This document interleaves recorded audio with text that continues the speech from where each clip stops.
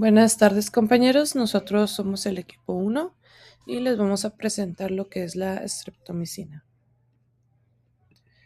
Como pequeña introducción, pues, ¿qué es un antibiótico? Un antibiótico es una sustancia química, ya sea producida por un organismo vivo, así como por ejemplo un hongo, o sintética ya hecha por el hombre en un laboratorio. Este se utiliza exclusivamente para matar o frenar el crecimiento de las bacterias. La llegada de los antibióticos revolucionó la medicina por varias razones. Una de ellas fue el aumento de la esperanza de vida. Literalmente, pues se nos dieron entre 10 y 20 años de vida a nivel global, convirtiendo infecciones que antes eran pues una sentencia de muerte en algo que hoy pues curamos en algunos días. Y también tenemos que pues fue un sostén de la medicina moderna, ya que pues sin ellos los grandes avances médicos actuales serían inviables por el riesgo de infección. Ya hablando de, por ejemplo, una cirugía de corazón abierto, trasplante de órganos donde pues el paciente tiene sus defensas bajas, las quimioterapias contra el cáncer o hasta bebés prematuros.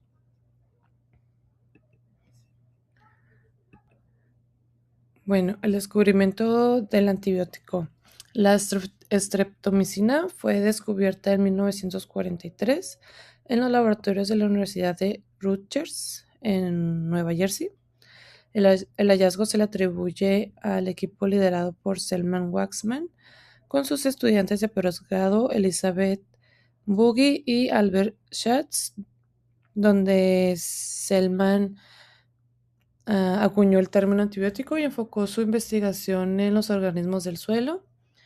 Y del otro lado, Schatz aisló el compuesto a partir de muestras de la tierra y demostró su letalidad contra bacterias gram negativas, especialmente contra la Mycobacterium tuberculosis. Como fuente biológica tenemos la bacteria Streptomyces griseus. Pertenece al filo de los actinomicetos, que es un grupo de bacterias gram positivas del suelo que crecen formando filamentos ramificados microscópicos similares a las hifas de los hongos, que eso lo podemos observar en la imagen que tenemos del lado izquierdo. También es una bacteria que produce streptomicina como un metabolito secundario para competir con otros microorganismos en su entorno natural y contra el nicho ecológico. Pertenece al grupo de los aminoglucósidos y actúa principalmente contra bacterias aerobias gram negativas y algunos patógenos específicos de importancia médica. Entre los microorganismos más sensibles podemos encontrar a Mycobacterium tuberculosis, entre otras, al igual que bacterias del género Brucella relacionados con la bruceliosis. Además, esta presenta actividad contra algunas enterobacterias. Sin embargo, tiene poca o nula actividad contra bacterias anaerobias, porque necesita oxígeno para ingresar a la célula bacteriana. La streptomicina se clasifica como un antibiótico bactericida, lo que significa que mata directamente a las bacterias en lugar de solamente detener su crecimiento.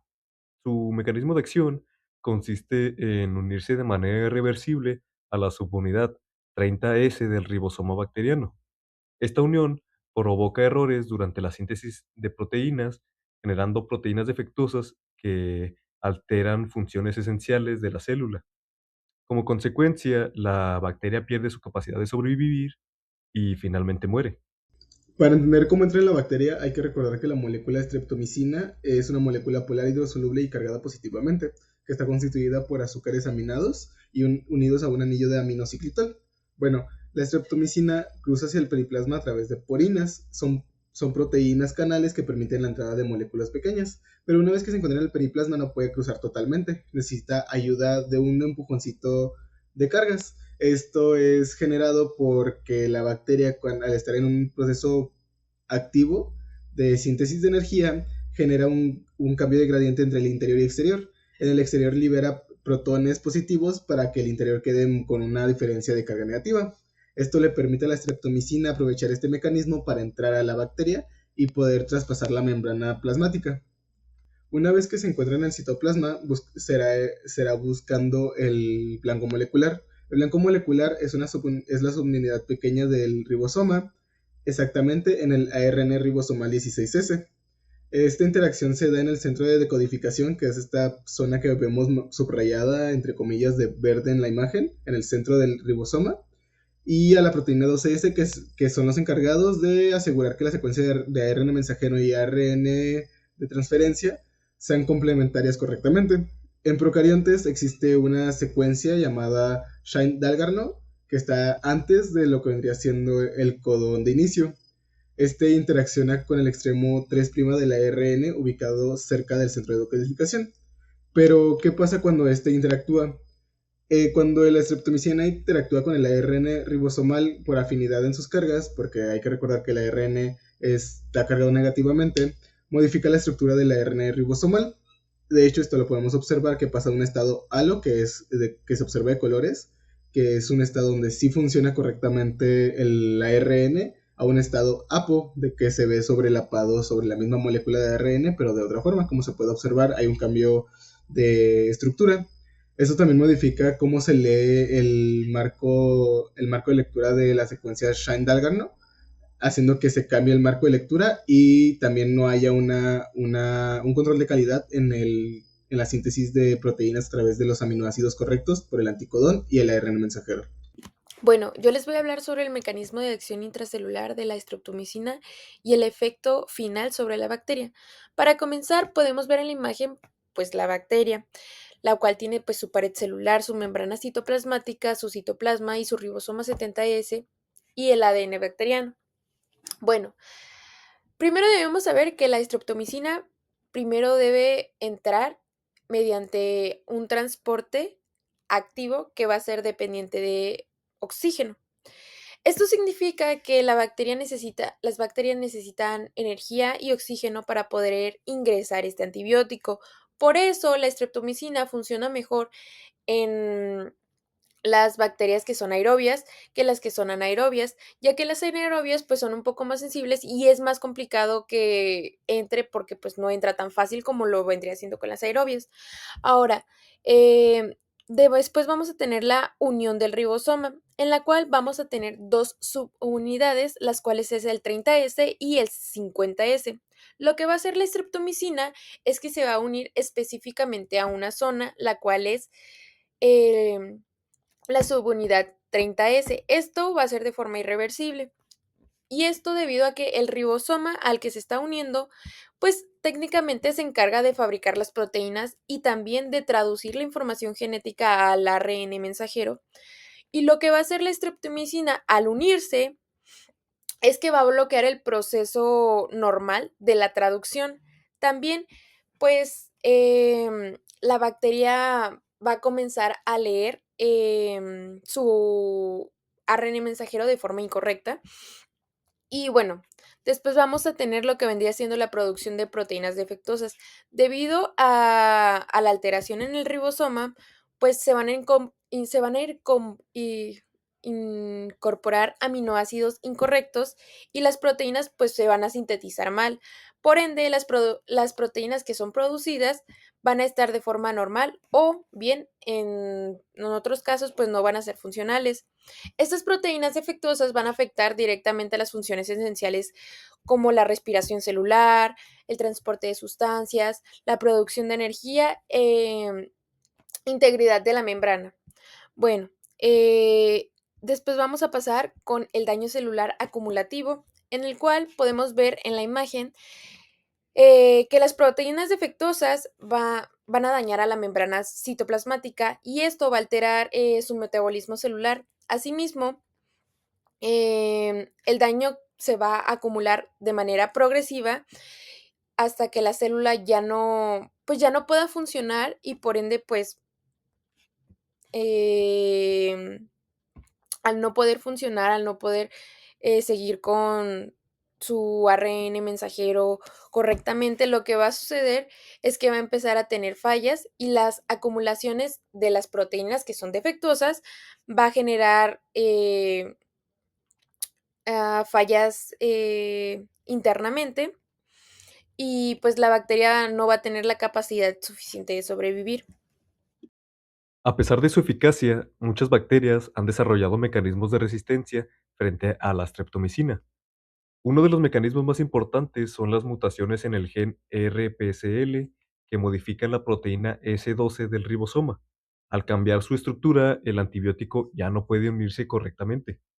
Otros mecanismos ocurre mediante mutaciones en el gen RRS, que altera el ARN ribosomal 16S y modifica el sitio donde normalmente actúa la streptomicina. Además, algunas bacterias producen enzimas capaces de inactivar el antibiótico, modificando químicamente su estructura mediante fosforilación o adenilación. Finalmente, ciertas bacterias reducen la entrada del medicamento al interior celular, disminuyendo su concentración y evitando que se alcance el ribosoma en cantidades suficientes para ejercer su efecto. Bueno, ahora tenemos el proceso de producción biotecnológico. Como paso número uno tenemos la preparación del inóculo, que es el precultivo. Aquí como objetivo tenemos multiplicar la biomasa de Streptomyces griseus. Y su proceso es que pues se cultivan esporas de bacteria, perdón, de esa bacteria, en pequeños frascos con medio de cultivo rico en nutrientes. El volumen se escala progresivamente hasta obtener una densidad celular adecuada para inocular el bioreactor principal. Después tenemos la fermentación, donde se hace la producción. Aquí es donde se utiliza el bioreactor. Se realiza en grandes fermentadores, donde se añade el medio de cultivo, donde las fuentes pues son carbono, fuentes de nitrógeno, sales y minerales. Las condiciones tienen que ser estrictamente aeróbicas, ya que pues es un organismo que sobrevive al aire, con aire. Requiere agitación y suministro continuo pues, de aire fértil. Como control de temperaturas, tiene que estar de entre 28 a 30 centígrados y un pH de entre 7 y 7.5. La fermentación va a durar varios días, durante los cuales pues, la bacteria produce y excreta streptomicina. Como paso número 3 tenemos la recuperación del producto. Aquí se hace una filtración. El caldo de cultivo resultante se filtra para separar la biomasa bacteriana del líquido que contiene el antibiótico disuelto. Después se hace la extracción. Aquí la streptomicina es recuperada del líquido mediante métodos de intercambio iónico o absorción en resinas, lo que permite separar el antibiótico pues, de otras impurezas.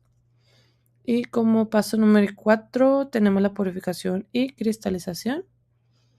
Aquí el oído obtenido se concentra y se somete a procesos de purificación adicionales, como la cristalización con solventes orgánicos. Y pues ya como producto final se seca para obtener el polvo de la streptomicina pura, lista para pues formulada ya en los medicamentos. En conclusión, la streptomicina tiene gran relevancia histórica, médica y biotecnológica, al ser el primer antibiótico que me demostró una eficacia contra la tuberculosis. Sin embargo, este medicamento debe de ser tratado con prescripción médica, tratando de evitar daños secundarios y que se desarrolle por presión de selección una resistencia a este antibiótico.